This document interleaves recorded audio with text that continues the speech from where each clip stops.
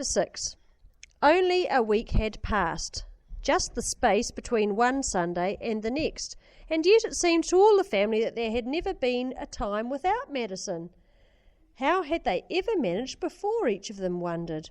As for the dog and the cat, they could hardly remember what life had been like before the coming of the stocky grey stranger with the human voice, or rather with a variety of human voices, since Madison might, for example, address either one of them in the tones of any of the three Holdsworths. This filled the mind of the dog with awed respect. He never now barked when the doorbell rang, ever since Madison had furiously cursed him for doing so in his master's voice.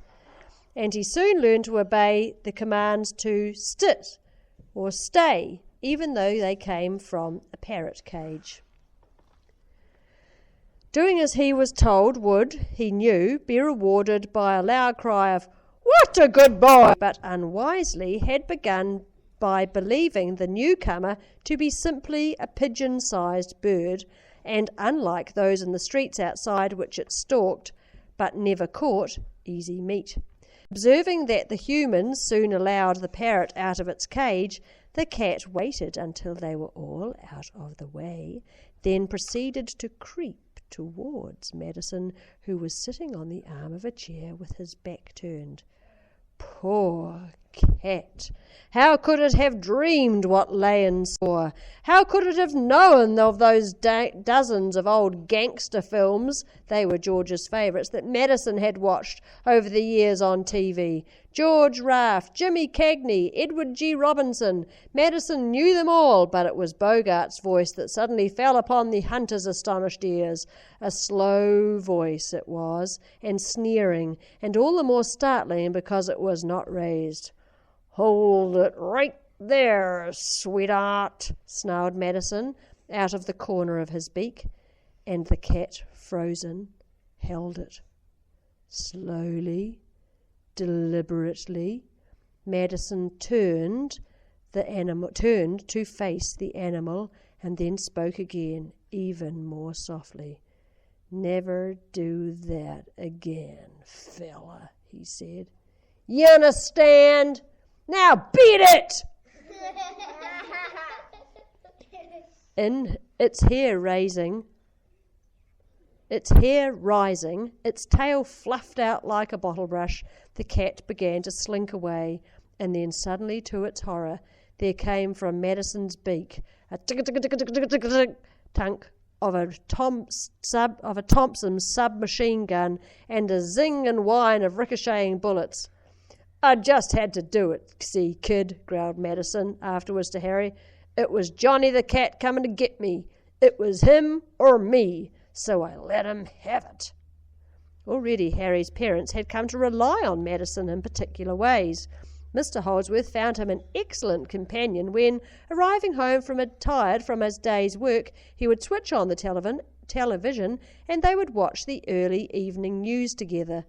Then afterwards, while Mrs. Holdsworth prepared supper and Harry did his homework, they would discuss the main points. Madison had been trained by Professor Holdsworth to take an intelligent interest in the strange, often crazy way in which human beings tried to run the world, a world which they considered belonged to them. Yet they seemed determined to destroy it, and themselves with it. Privately, Madison thought that parrots would have made a much better job of things.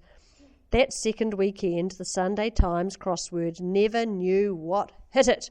Together, Madison and Mr. Holdsworth made a perfect team, vying with one another as to who could solve a clue first. Madison was especially strong on anagrams, and indeed his skills were not solely intellectual. He found, rather to his surprise, for he had no previous experience, that he was a great help in the garden. That strong hooked beak was the perfect instrument for hoeing out weed seedlings, many of which Madison discovered were rather tasty. Side by side, man and parrot worked in the long summer evenings. They did not speak lest the neighbours should hear. Mrs. Holdsworth had been worried at first over a basic problem. She was not at all keen to have her furniture and carpet splattered with bird droppings, but faced with an animal of Madison's intelligence and sophistication, she did not quite know how to approach the subject. She decided to use Harry as a go-between. Harry was direct. "Mad," he said, grinning. "Mum says, do you want to go to the lav?" Madison looked puzzled. "The lav?" he said. "Oh, I guess she means do I want to go to the bathroom?" Harry looked puzzled. "That's what we say in America. No, as a matter of fact, I don't. But I read you, Harry boy. Your mummy's worried." "Yes, I'll have a word with her." He found Harry's mother in the kitchen. "Mrs. Holdsworth, ma'am," he said. "Yes, Madison?" "In the matter of what is sometimes referred to as the personal care area." Mrs. Holdsworth looked puzzled. "Have no fears, ma'am, on my account. There is always the garden, and at night my cage undoubtedly merits the title of the smallest room." Privately, Madison considered that's all that parrot cages were fit for. Tactfully, he changed the subject. "Those cookies sure look good," he said. "Cookies? Oh, you mean my biscuits. Try one." "Delicious," said Madison presently. "A shortbread mixture, I always say, should not be overcooked. It should always be this pale golden colour." "You're interested in cooking?" asked Mrs. Holdsworth. "I surely am, ma'am. It was George's hobby." "Oh, really?" said Harry's mother. "It's mine too. Perhaps you would know of some recipes from your part of the world." Harry, coming into the kitchen later, found them deep in conversation. "American brownies," Madison was saying.